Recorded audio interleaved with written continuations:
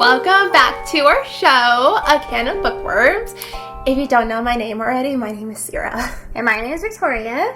And we are back for a part 4, the finale. The final part. I hope you guys are ready.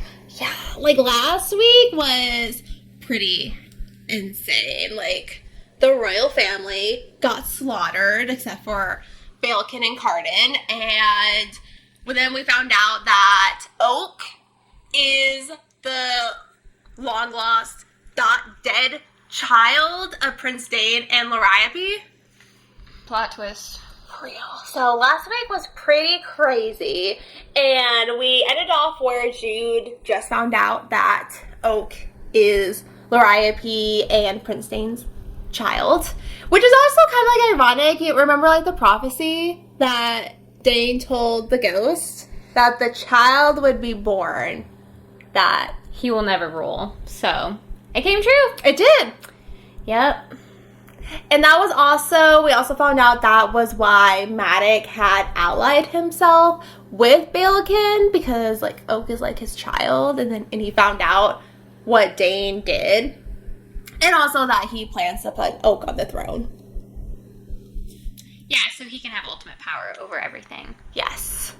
So Jude just finished speaking with Oriana, and she goes back to the Court of Shadows lair. She's like, wow, after that downer of a conversation, I need a pick-me-up. Let's go see Carden tied up and miserable. That will brighten my day. So she gets there, and Carden's not tied up anymore. Or at least his hands aren't. The Court of Shadows is there. They're literally having a poker night with Carden. The bomb is there too, which is great because... Oh, she's alive. Yes, we love the bomb. She's alive and well. And Jude can see that there's like literally, they've been going through bottles of alcohol. There's empty bottles under the table. Sounds like Carden.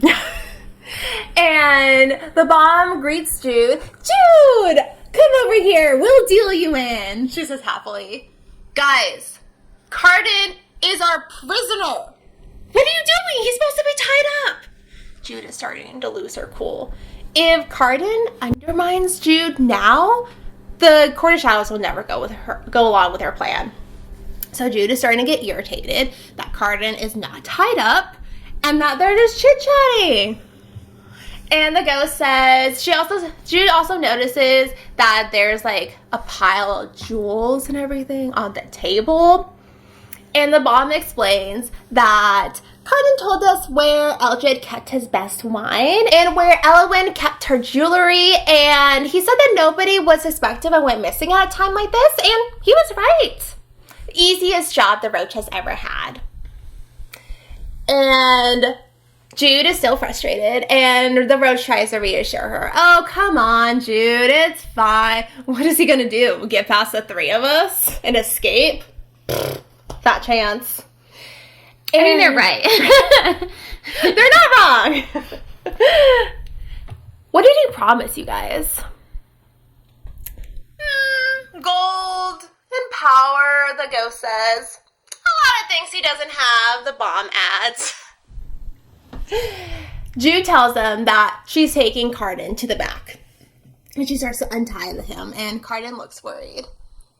What's wrong, Princeling? Are you and Jude not so good friends after all? The Roach teases. And Jude drags Carden to Dane's office, which she's pretty much taken over for herself, really. And she sits him down, closes the door, and she sits across from him.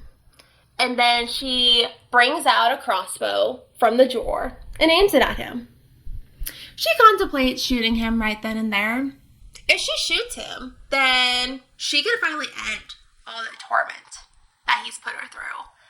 But then she would also lose her bargaining chip with Maddox and her only way to save Oak. So she has to use some self-control. Look, I know you really want to shoot me, but I would really prefer if you didn't. Bold. Right. Bold of Carden. Then why don't you wipe that smirk off your face? Do you really think you're so much better than me after this? You think that I'm just going to stand here and take you mocking me? Look, I smile when I'm nervous. It's a natural reaction, and you, Jude, are terrifying. So I can't help it. I can't help but smile. I have been waiting all night, sitting here, wondering what you're going to do to me. And I know what I deserve. So you yes. just call her terrifying? Yeah. Wow. Okay, sorry. That was unsuspected. Did not expect that. Yeah, he admitted that he's scared of her. Wow. Yeah. Look, I'll tell you anything you want to know. Everything and anything. As long as you give me your word, you won't kill me. Who is this? Where's the cardinal we know? Well, I guess he's not so strong without his, plastics around. Yeah, he's not so cocky without Gretchen Wiener. Yeah. Yeah. Does that mean that Locke would be Karen? Yeah. What? No, it would have been Valerian. Oh, yeah. He can be Gretchen Wieners. Fine. Then tell me anything I ask about. First off, I found a letter with my name on it. Just my name on it. Carden looks shocked. He goes pale. How am I supposed to answer that? That's not even a proper question. Ask me a proper question.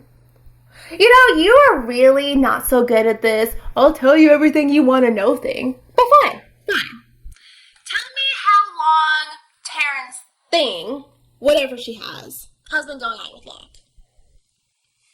And Carden looks excited to tell her. He's like, oh yes, I am ready to spill the tea. Thank you for asking this. He's like, I've been waiting for this moment forever. I've been waiting for somebody to ask me my opinion on their relationship. Come on. Oh, that's been going on for months. Locke told us when it all first started how he would throw rocks at her window, meet her under the moonlight, write her love letters. He did swear us all to silence. And at first I thought he did it to make Nikasha jealous, but then how did he even know which window was hers though? Jude asks. And what about you? I don't know. Honestly, he probably would have been satisfied with either of you to be his mortal conquest. I'm still convinced that he wants to have the both of you his in the end. And me? I never was seduced by Locke. I keep being insulted, huh? That's what Carden said? No. I mean, you and Nikasha. Weren't you guys together? Did you love her? Locke stole her from me. I don't know if he did it to make another lover jealous, make me angry, or maybe he wanted Nikasha all for himself. But I don't know why or what fault she found in me for her to choose him over me either. But yes, I did love her. Aw. Little broken-hearted Carden. And why do you want me dead? What?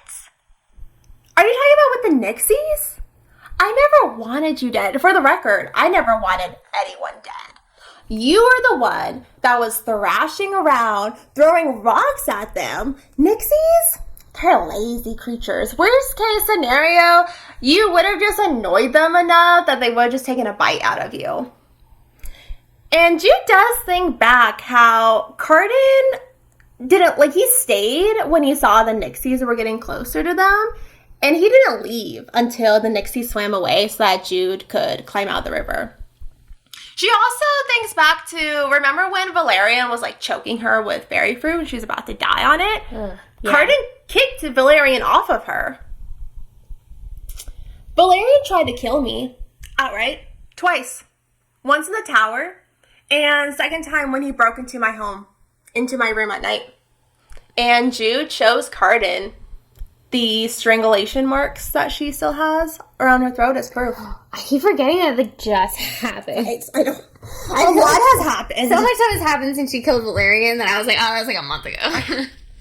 It's honestly just been a roller coaster from there. For real. Yeah. Carden looked shocked. I didn't know Valerian tried to kill you.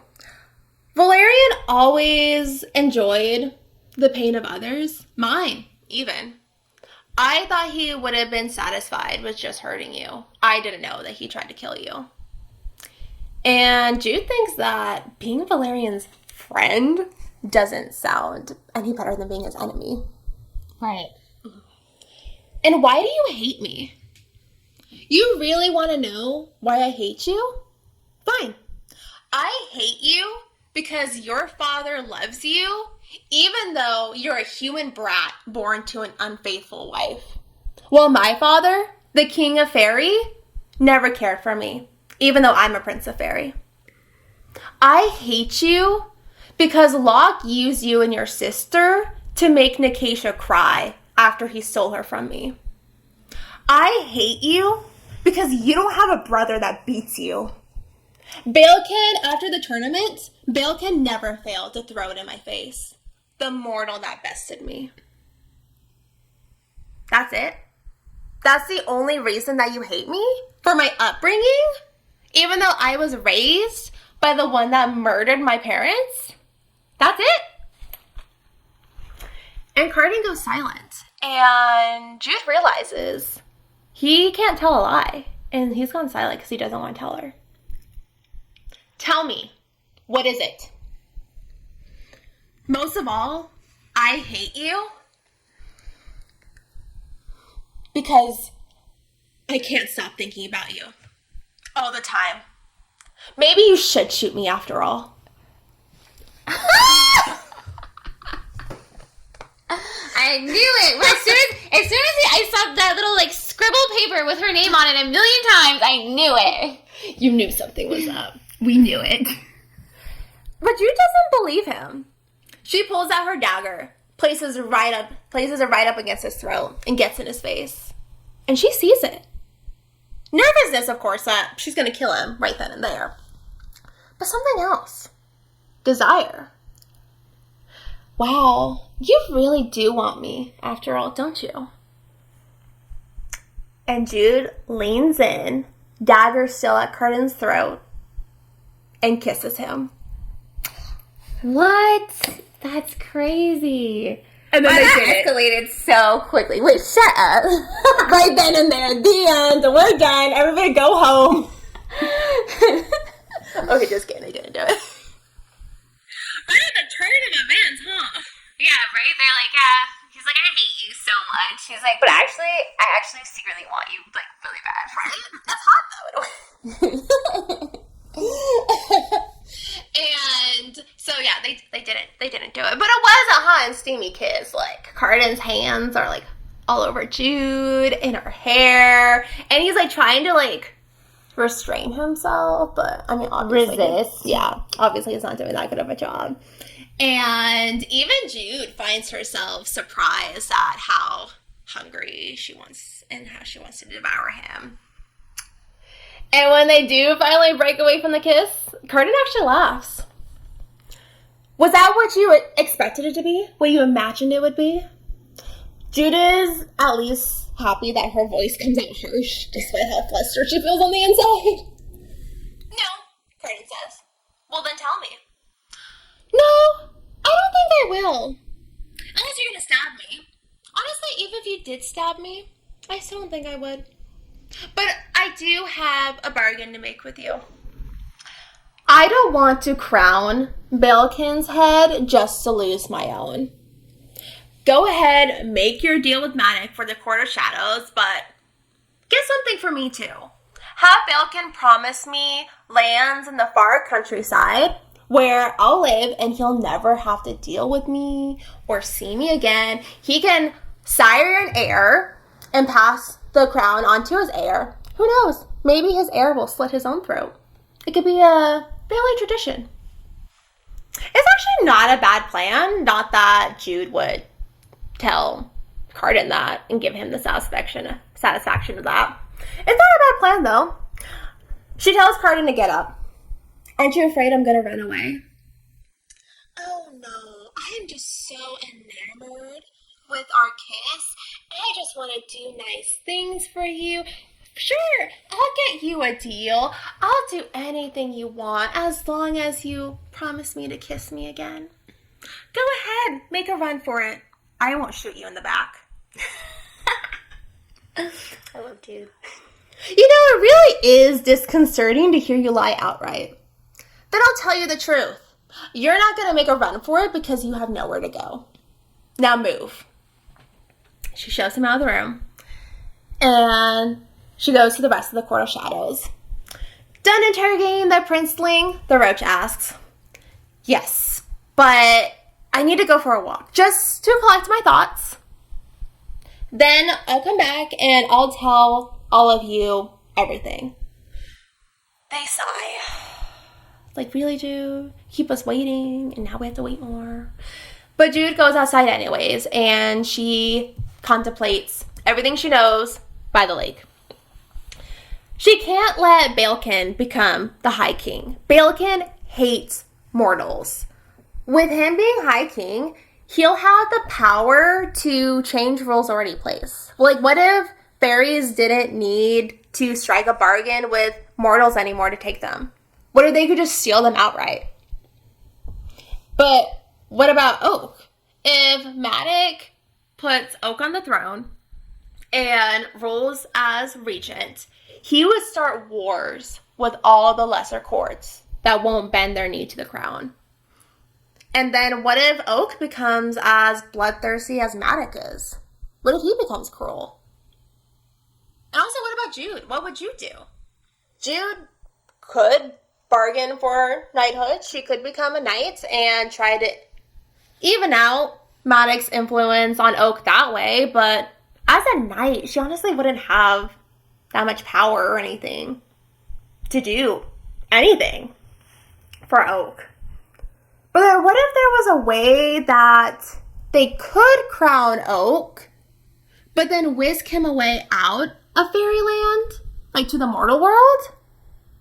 Then at least if he's raised in the mortal world, and then he could come back and take back the throne. I mean, sure, he'll probably have to fight his way to take back the throne from whoever's ruling in the meantime, but maybe with him being raised in the mortal world, he'll have more compassion for humans that way.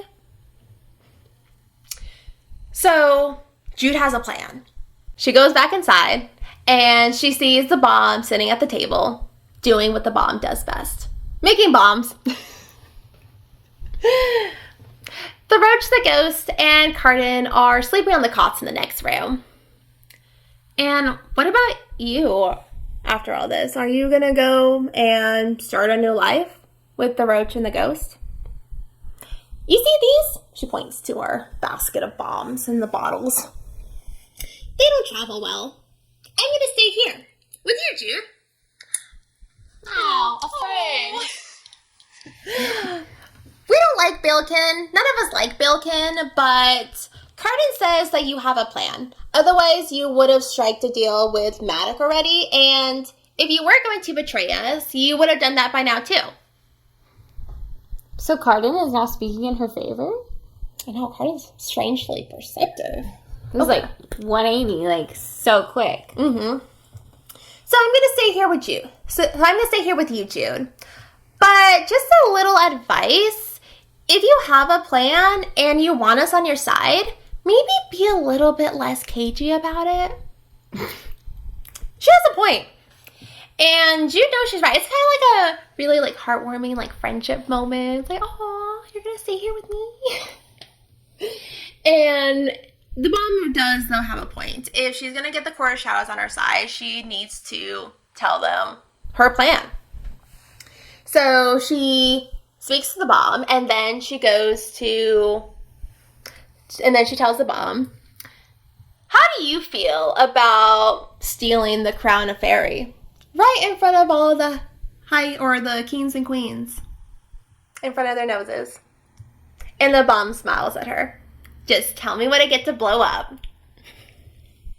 So Jude goes to wake up Cardin.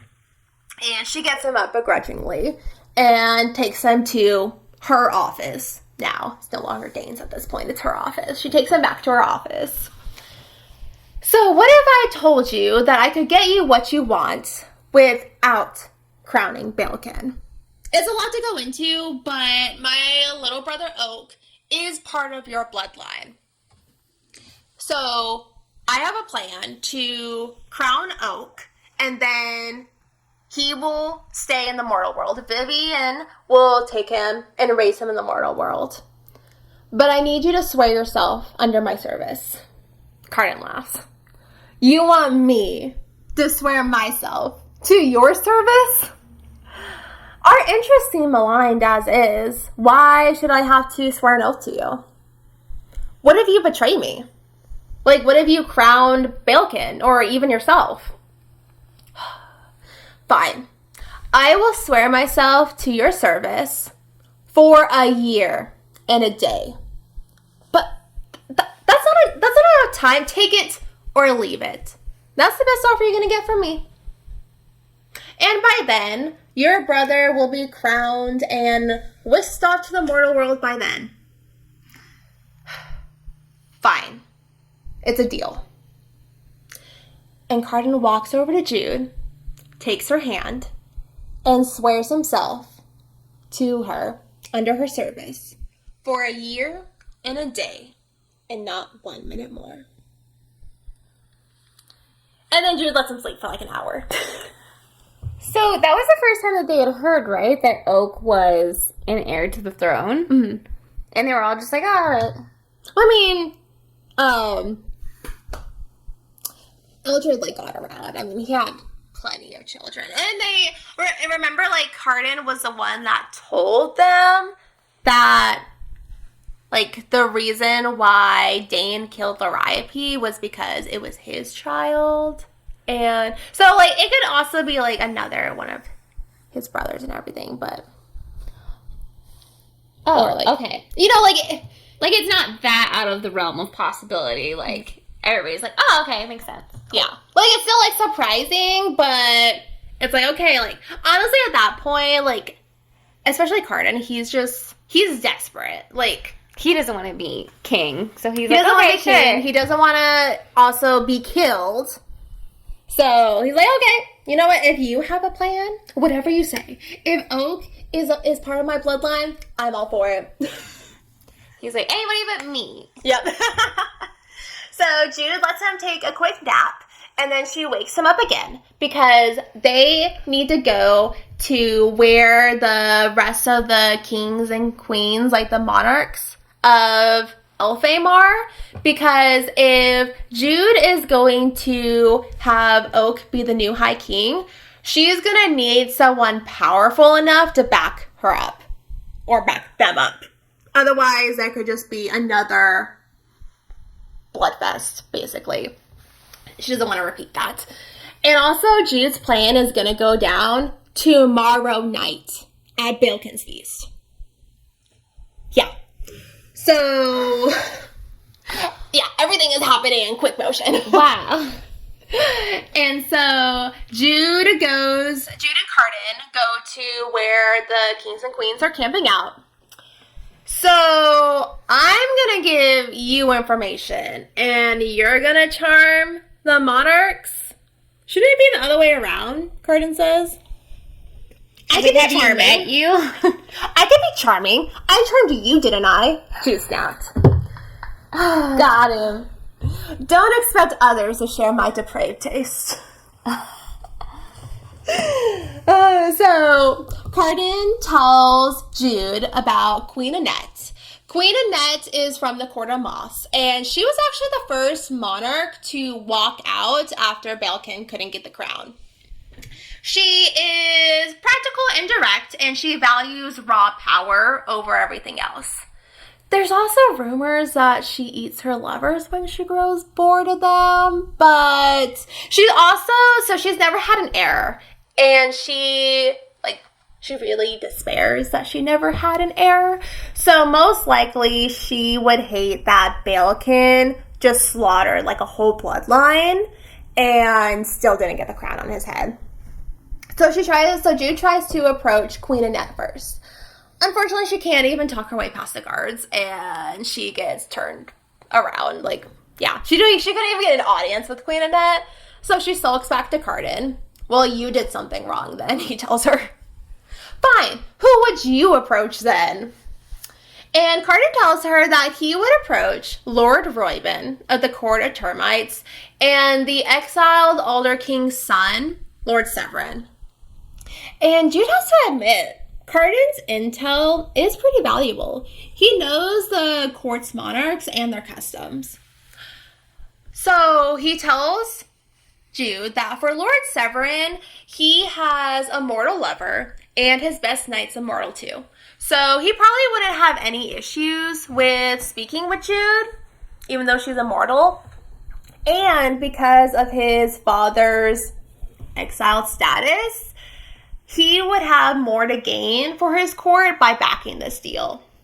Honestly, for Lord Royben and Lord Severin, neither of them have sworn to the High King crown or the High Court's crown, so both of them would have less to lose and more to gain with this plan. And for Lord Severin, I don't know what you could offer him, but the Court of Termites is very formidable. Having them back Oath as the new High King would even make Balkan nervous. Other than that, I know that he has a consort that he favors, even though she is of low rank. Try not to annoy her. Oh, and do be careful. It would be awfully boring to have to wait here while you go and get yourself killed. Because Jude had commanded him, since he's under her service, she commanded him for him to stay put and stay there unless there's immediate danger and or Jude has not returned in a day. So he's like, be careful. I don't just want to sit here around while you're dying. So Jude goes to Lord Severin first, and she is actually able to get an audience with him. And she has him on board. Well, kind of. So Lord Severin is on board if Jude can get someone else to back their plan. Kind of like a stronger in numbers sort of thing. And he says it's for Jude's benefit as much as his. So she has Lord Severin kind of on board. She then goes to Lord Royben, and she is able to sneak inside their tent, but then she gets caught kind of immediately by the knight Dulcamara, remember from their class? Oh, yeah. She gets caught by her. But fortunately, though, Dulcamara brings her to Lord Severin, like, tosses her in front of his feet, really. But hey, she has an audience with him too. And his lover, a pixie named Kay. I actually really like Kay, so even though like she's a pixie and like she's fae, obviously, she talks like a mortal and she likes mortal things. Like her and Lord Royben, scary dude, they're eating Chinese takeout, mortal food, and they're opening their fortune cookies. And Kay is like, oh, what does yours say? Does it say that the trip that you promised your girlfriend would be fun ended in bloodshed like usual? So the first person was on board was who? Lord Severin. And then now they're speaking with Lord Royben. Okay, because I think you said Lord Severin when she was sneaking in. Oh, sorry, my bad. Okay, so it's Royben. Yes, Royben. Got it. It reminds me of Rooibos tea. Maybe because I'm a tea junkie, but yeah. Royben. So she has an audience with both of them, and she doesn't tell Lord Royben who she's trying to crown, so Lord Royben assumes she's talking about Carden. And so he makes Jude a deal that he will back the new High King if he can get a favor returned down the line in the future. You want me to agree to something when I don't even know what it is? Now we understand each other exactly. So with that, Jude agrees, and she has Lord Royben on board. So they make their way back to the Court of Shadows, and they explain everything to, the bomb already knows, but they explain everything to the ghost and the roach, how Loriope's child is still alive, and how they're going to steal the crown from Balkan. And Jude says that as the Court of Shadows, they don't need to be good, but they're going to try to be fair as any king of fairy, maybe even a little fairer. And The Roach and the Ghost help iron out like the fine details of their plan. Carden shows them the in and outs of Hollow Hall, and the Roach tells them that her and Carden are going to have to look the part. Basically, they need to look like the fanciest power couple of the century. So, Jude and Carden? Yep. Wow, Maddox gonna be mad if she rolls up in there with Carden. Oh, for sure. And with that, after they iron out the fine details of their plan, Jude goes home. Well, back to Maddox's home, because he will surely disown her after all this is said and done. But she goes back for the final piece of their plan, Vivian. Jude goes to her room first, and she packs up a bag of essentials, poisons, knives. She does grab a gown for tonight and some extravagant jewels for her and Carden to wear. And then she goes to Vivian. Oh, Jude, good, you're back. Oh, and you have your bag packed already. This is great. No, Jude. You have that look on your face. No, don't tell me you're not going. You just disappeared on me. I didn't know what happened to you. I've been trying to act like everything is fine and dandy around Dad. You just disappeared. I thought you died. I was worried about you. It also just reminds me of Molly Weasley when she's like, no note, no car, bed's empty. You could have died. Yeah. Well, I'm not dead. Yay, but something did happen, and you're not going to like what I'm about to tell you. And Jude unleashes on Vivi the secret of a lifetime. Well, secret, plural, of a lifetime. How Jude worked as a spy for Prince Dane, but she couldn't tell anybody about it because she was placed under arrest by him. But she did spy stuff like kill people, but she was actually really good at it. But now Maddox is going to place Oak on the throne because Oak is the child of Loriope and Dane. But if Oak is on the throne and Maddox is the regent and the guardian, then he is always just going to have Elfame and wars, and it's always going to be constant fighting and everything. And so she needs Vivian to take Oak with her in the mortal world and raise him there. Yep. And Vivian's just like, what? So let me get this straight. You want me to take Oak away from Elfame, everything and everyone he's ever known, and raise him in the mortal world? Our mother tried to steal a fairy child before. Me! And you saw how well that turned out. Vivian, if you have any other options or plans, I am all for it. This is the only thing that I can think of right now. What if I don't even want to raise Oak? What if I lose him in a parking lot? Or forget him at school? That's what I would be worried about. I'm like, what if I lose him? What if I teach him terrible things? What if I have bad parents? What if he hates me for all of this? And how am I even going to tell Heather about Oak? Vivian, I don't have any other options. And honestly, telling Heather is the least of your concerns if you're going to tell Heather about Oak. That's the least of your problems for everything that you have to tell her. Yeah, it's like, maybe you should start off with the fact that you're not human. Yeah. That's low in the priorities right now. Just promise me this, Jude. Promise me that doing this will save Oak's life and won't cost you yours. I promise, Vivi. You're a dirty liar. And I hate it. I hate this. But Jude is just relieved that at least Vivi didn't say that she hated her too. And so after that, Jude goes to leave. And after she exits Vivi's room, she sees Taryn about to enter hers. And they stare at each other. Taryn notices her backpack and that Jude hasn't even changed her clothes since their duel. And with that, she doesn't say anything and she closes her door. Bye, Taryn. Yeah, bye, Taryn. None of your business. Yeah, we're not going to miss you anyways. Get out of here. Go get married and leave. Yeah. Go marry the person that was dating us both. Yeah. You know what? You guys are perfect for each other. You deserve him. We hate Taryn. She's terrible. And so Carden and Jude waltz arm in arm into Hollow Hall. Everyone is staring at them. Carden is dressed in a light cream-colored suit that was stolen from Prince Dane's wardrobes and tailored by a fairy that owed the roach the gambling debt. And Jude can't even deny that Carden looks really regal, really hot, you know? Of course. Ooh, some eye candy. Some eye candy at my arm. She's like, I know I hated you yesterday, but ever since we had that kiss, I'm like, I'm seeing you in a different light. Ever since I found out that you wanted me, I want you to.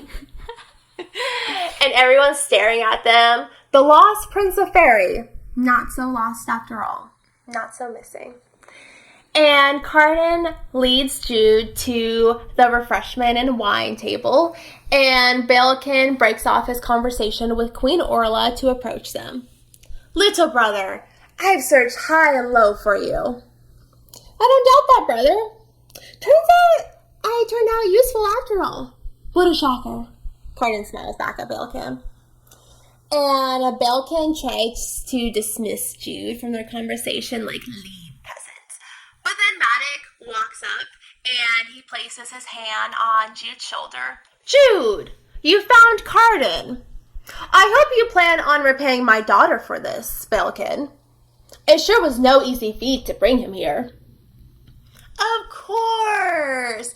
I'll give her anything she wants and more. And Jude pours 2 different glasses of wine, and she offers them both to Maddox. Maddox takes one, and she takes the other, and she makes a toast to the future of Fairy. And then they drink. And then Balekin tries to get Carden to tell him what his demands are. After dinner, I will tell you my terms. Until then, I am going to enjoy the party. And Carden just starts drinking wine straight from the bottle. typical Carden. Typical Carden. I do not have much patience, brother. Balekin's starting to get like a little twitch in his eye. But he's trying to keep it cool for, politics. He's trying to save face, but Balekin's getting really irritated. So Carden looks at him, then cultivate it. And he brings Jude away with him. And as soon as they get out of earshot, Jude tells him not to go anywhere by himself. And part 1 of their plan is complete. Part 1 is get in and not get in chains. So, yay, that part's done. Part 2 is get everyone else in. Part 3 is get the crown. Part 4 is crown Oak. And then part 5 is get out. Simple enough, right? Sure. And then Jude goes to speak with Oriana, who's standing to the side with Oak. And she tells Oriana that to give her what she wants, there'll be a price to pay. And everyone will have to pay their share of it. And Jude tries to give Oak a reassuring smile. And she just hopes that Vivi has prepared Oak for what he has to do tonight. And then Jude also sees Lord Royben there, but he acts like he doesn't know her. And Jude always thought that strategy was finding out someone's weakness and exploiting them. And this part, though, like getting people to like you and be on your side, she's not familiar with. And she just has to trust, though, that everything will turn out as it's supposed to be. And Jude also sees Carden speaking with Balekin and Lord Severin, and Carden is laughing in his usual arrogant, confident manner. And Jude realizes something.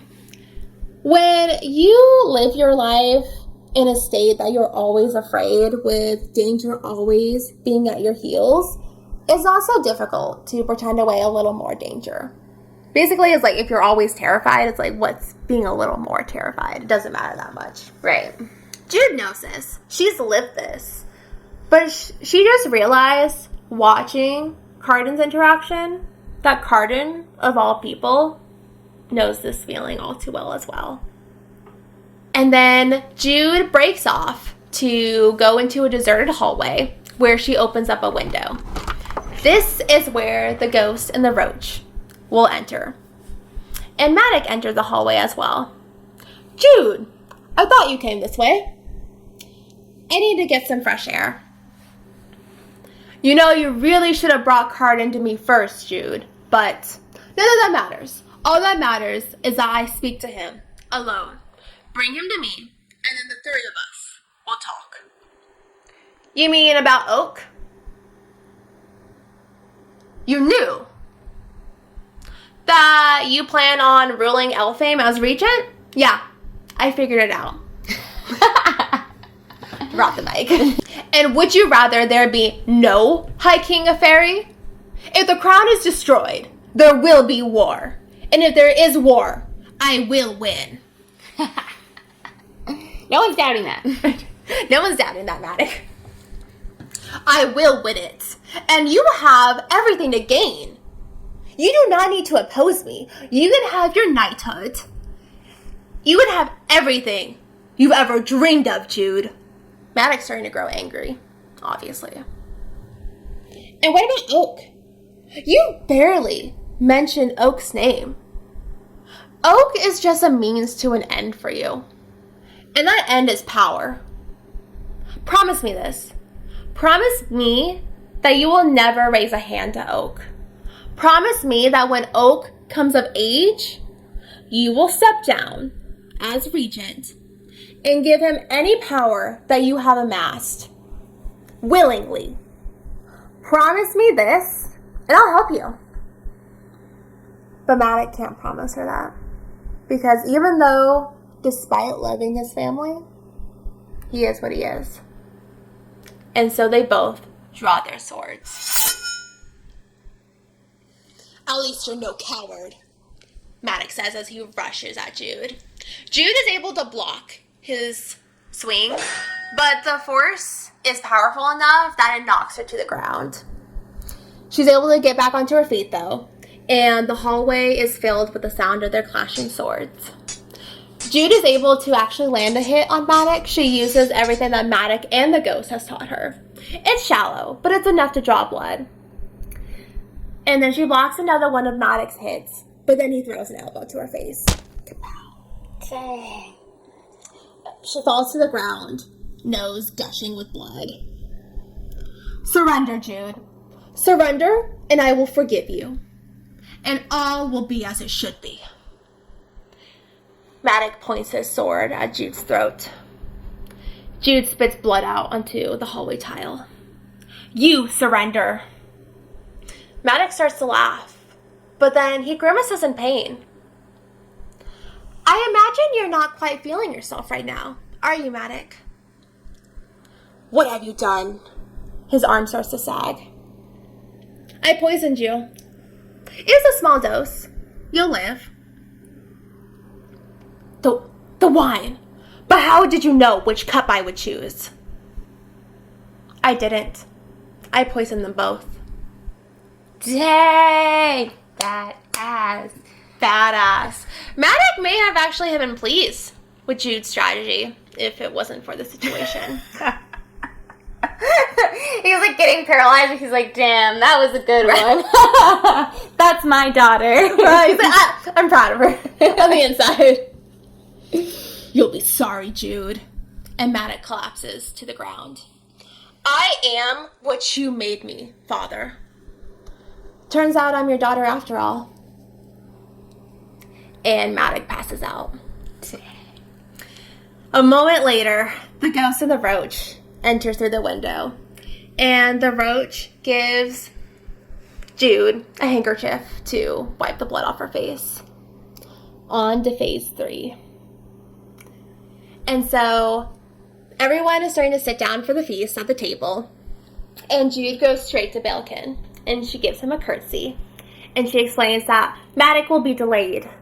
Prince Dane's spies are here. But he will send word and return once he's dealt with them. In reality, Maddox is catching some Z's in Carden's old room. He's taking a cat nap. Sleeping off the poison. Drag him there? Did she drag him there or did they help The roach her? and the ghost helped her. Oh, okay. I'm like imagining like her just like dragging her dad. Like that would take a minute and she would be tired. Yeah, they helped her. And Jude sees Locke kiss Taryn's hand at the other side of the room. Gross. And she also sees Vivian sitting in between Nicatia and Lord Severin, and Vivi gives her a grim smile. I have to admit, I was a bit jealous seeing Carden parade you around on his arm earlier. Sleazeball Locke touches Jude's arm, startling her. Jude debates punching him in the face. Please. Give us something, Jude. I don't have time for this. Go away, Locke. I liked you. I like you still, Jude. The thing that I like best about you is that you never cease to surprise me. Like, I never thought you'd duel over me. I didn't. And with that, Jude leaves Locke. Gross. And she goes and she sits with Carden. Next to Carden. Jude, how has your evening been tonight? Mine's been full of boring conversations about how my head's gonna end up on a spike. Joyful Carden. Jude actually feels sick. She tells herself that it's the poison, but outsmarting Matic doesn't feel as good as she thought it'd be. Especially since the only reason she was able to outsmart him was because he never thought that Jude would betray him.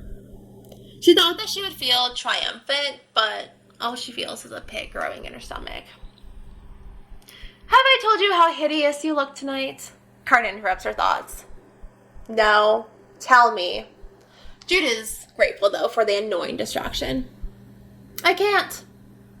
Get it? Because fairies can't tell lies. Wow. It's a backhanded compliment, but it's cute. It's cute. We dig it. And then Balekin stands and raises his glass to start the toast. And that's when the explosions happen. On to phase 3. Get the crown. An arrow flies out from the rafters and hits the table in front of Carden. Balekin orders the knights to go after the attacker, and the roach shoots another arrow in Carden's direction.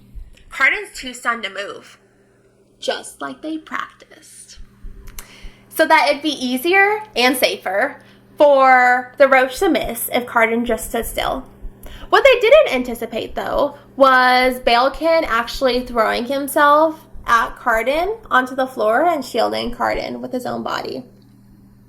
Surprising. Interesting. Mm-hmm. I know he needs him to crown him, but not at the expense of his own life. Mm-hmm. Surprising. And in the meantime, the bomb has the doors locked, and the ghost has taken the crown. Unfortunately, Jude isn't able to push her way through the crowd to where she told the ghost that she would be. And the ghost throws the crown right to the feet of Taryn. I forget they're twins sometimes. Mm-hmm. No! Oh my god. Okay.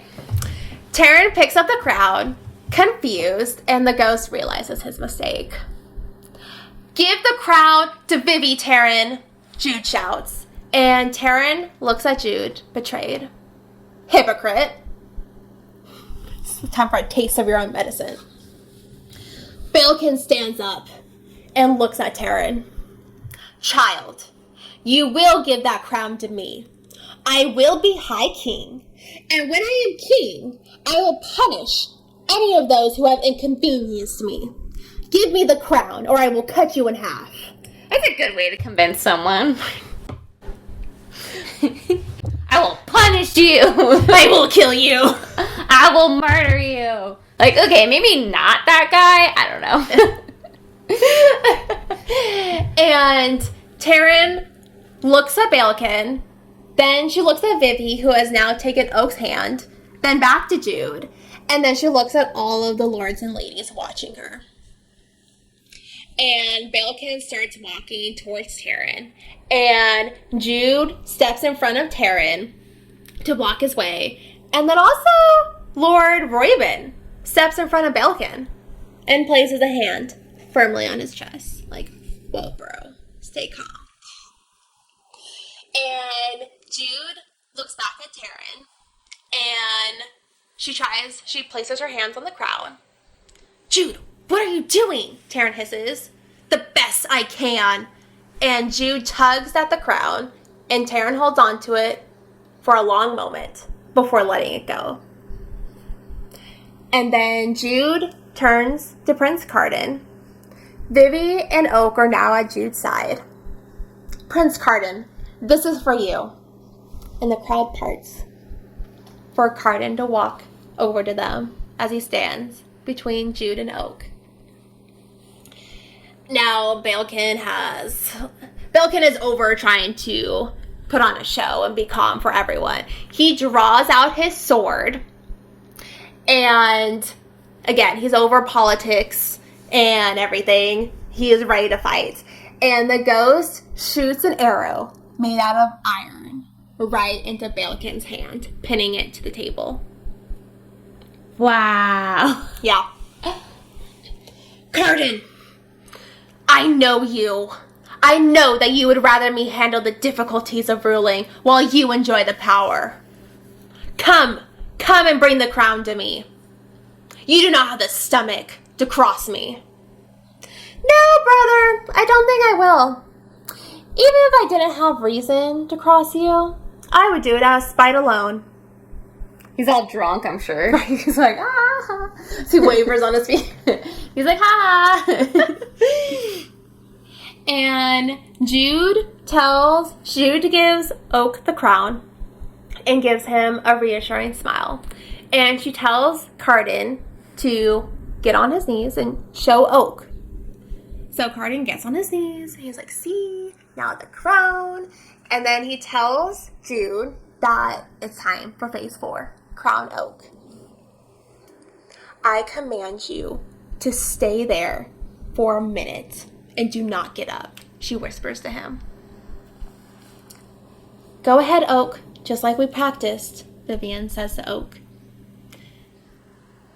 Jude, what are you doing? Everyone's going to think, Carden says. But then he's interrupted as Oak places the crown on Carden's head and says, I crown you High King of Fairy. What? That's crazy. And Lord Royben, as promised, bends to one knee. Then Queen Annette, Lord Severin, Queen Orla, and everyone in the room gets to their knees, including Jude, for the new High King. Carden is getting so He looks at Jude with helpless rage. After the minute is over, he stands up, orders for the glass to be cleared away and for new cups of wine to be brought out. And he gives them a toast before looking back at Jude. And he says, and to Jude. His knuckles are gripping the glass so tightly they've gone white. And to Jude, who has given me a gift tonight. One that I plan to repay tenfold. And the bomb elbows Jude. She didn't even notice when the bomb had snuck back in after the locked doors. We've come up with your code name. What is it? Jude says, expecting for the bomb to say, the liar. The bomb gives her a wicked grin. What else? The Queen. And that is the end of The Cruel Prince. That's so crazy. Okay, so she didn't tell anybody. So nobody knew. None of the Vivi. I think Vivi knew because Vivi had practiced with Oak on what she was on what they were gonna do. And Jude still plans on Oak being king and ruling Elfame. But the only way for her to keep the throne in their hands is to have Carden rule in the meantime. So she plans to have Carden rule for 7 or so years while Oak is growing and living in the mortal world. And then afterwards, Oak can come back, be the new High King, and Carden can do whatever he wants. But until then, he's going to sit on that throne and keep it warm for Oak.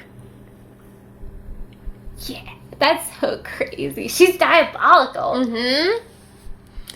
Crazy. Yep, that is the end of the Cruel Prince. And remember, it is a trilogy, so you have to go get the next books now to see what happens with Jude and Cardan.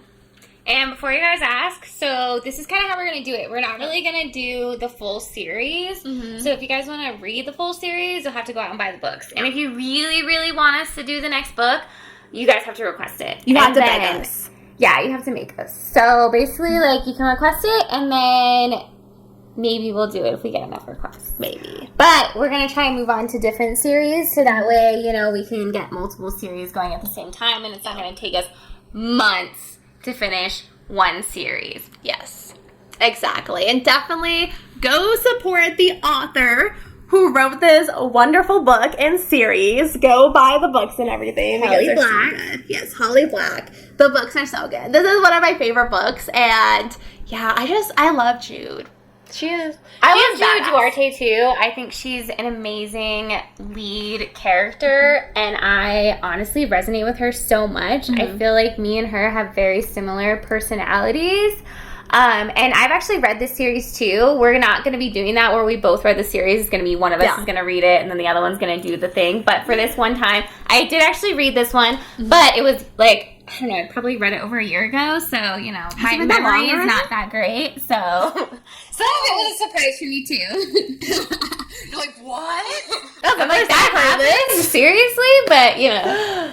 But, yeah, so next week is going to be my turn. Yes. So, you guys come back. I'm going to be doing lessons in chemistry. Mm-hmm. I'm excited. And I love that book, so I'm really excited for it. So, you guys need to come back and hear my turn. Yes.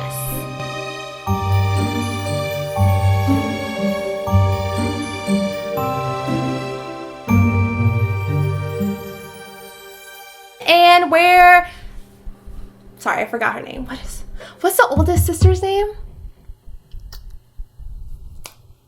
Why am I blanking? Dead. Elowen, that's the oldest sister's name. You're not wrong. She is dead. I'm like, the dead one? One of the dead ones? Sorry, too soon. R.I.P. R.I.P.